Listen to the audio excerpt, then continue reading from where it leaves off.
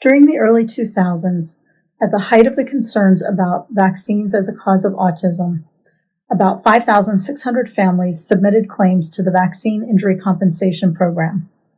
Because of the large number of claims at that time, the program managers determined that they would divide the claims into 3 groups, and the special masters would be assigned to each group. If a particular group was found compensable, then all the families that had been assigned to that group would also be compensated, without all 5,600 cases needing to be heard. So the claims were divided into 3 categories. There were the families who felt that the MMR vaccine had caused their child to be diagnosed with autism.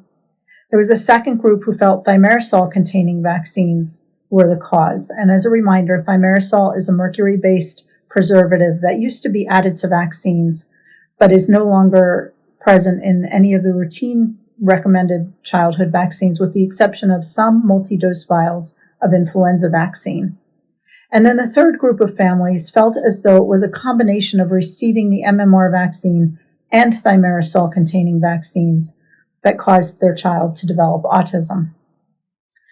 Each category or each group would have 3 test cases that were heard. And again, if those cases were deemed compensable, then all the families in that category would also receive compensation. The first group of claimants to go to court were those that considered both the MMR and thimerosal-containing vaccines to be the cause of their child's autism.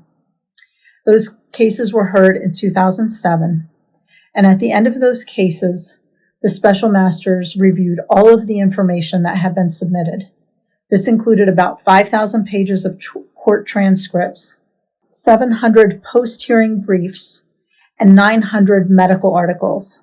Now, as an example, normally a vaccine case like this would have about 10 medical articles included.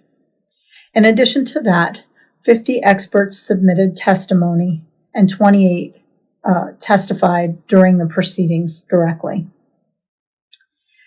What the special masters concluded was that the evidence did not meet the criteria to suggest that receipt of MMR vaccine and thimerosal-containing vaccines led to a diagnosis of autism in these families' children.